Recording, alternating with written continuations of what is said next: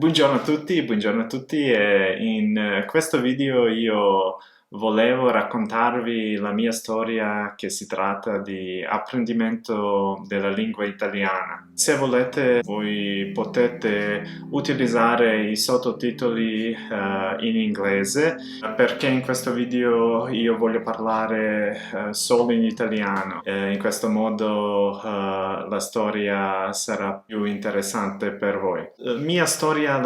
con l'italiano è cominciato quando sono stato in mia scuola elementare. Io avevo circa 12 anni quando ho cominciato a imparare italiano in mia scuola elementare e questo era in Montenegro perché io sono nato in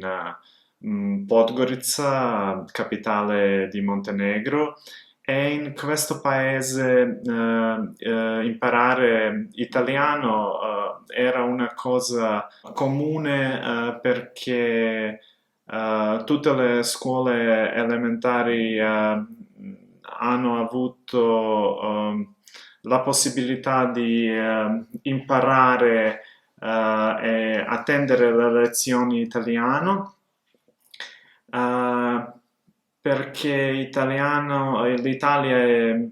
è vicino di Montenegro e questa vicinanza e queste relazioni con l'Italia sono forti e se posso comparare l'apprendimento delle due lingue, italiano è mia seconda lingua straniera che ho imparato, la prima lingua straniera è davvero inglese e se io posso comparare queste due lingue in maniere in cui sono stati utilizzati nelle lezioni, nella vita, c'è una grande differenza perché in inglese tutte le lezioni nella mia scuola elementare sono state in serbo e d'un'altra parte in italiano tutte le lezioni sono state in italiano e questa cosa ha fatto tantissima differenza per imparare queste lingue, perché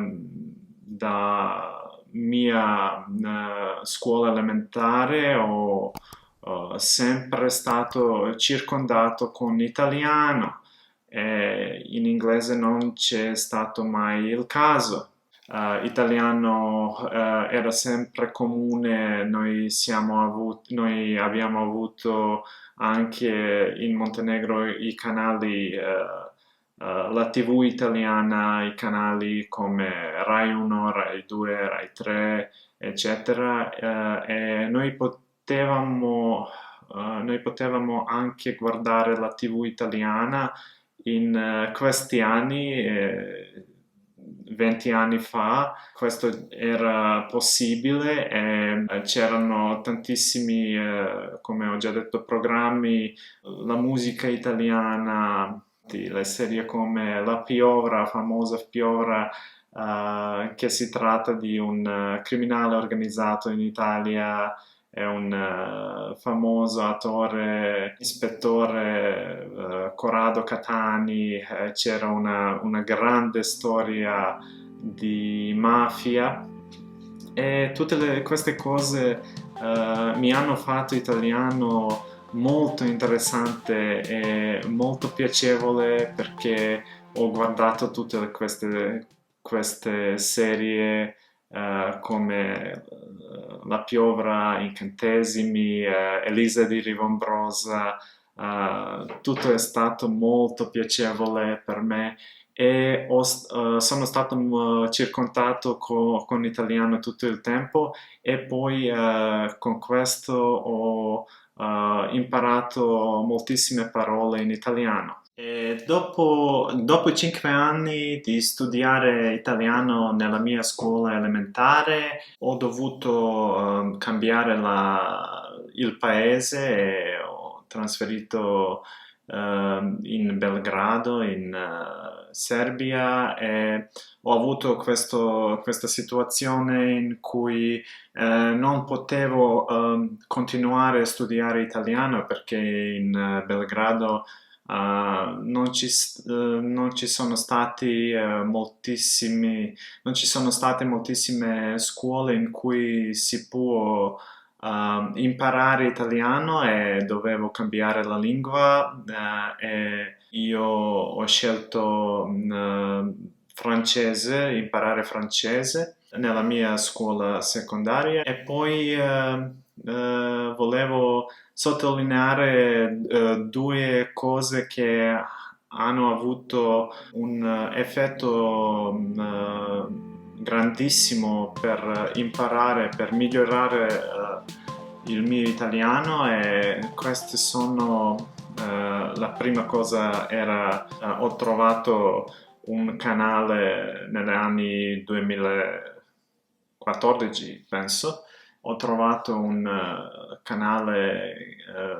che si chiama Italiano Automatico che era moltissimo interessante e che mi ha dato uno stimolo, un impetus per migliorare l'italiano, per trattenere il mio livello, per trattenere la mia volontà per migliorare questa lingua, per trovare i nuovi modi per imparare, per trovare i nuovi materiali, per guardare e sentire moltissimi materiali in italiano e ho guardato moltissimi video sulle varie teme in italiano, con e senza i sottotitoli in italiano e in questo modo ho migliorato il mio italiano tantissimo dopo moltissimi anni senza pratica, senza parlare, senza ascoltare italiano. E poi la seconda cosa che io ho trovato molto importante per migliorare il mio italiano era leggere. Io ho cominciato a leggere giornali in italiano, moltissimi giornali, tutti i giorni e ho letto anche i libri, probabilmente il primo libro che ho letto in italiano era Il Piccolo Principe. E questa è la mia storia di italiano.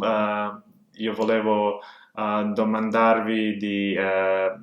lasciarmi in commentario giù i vostri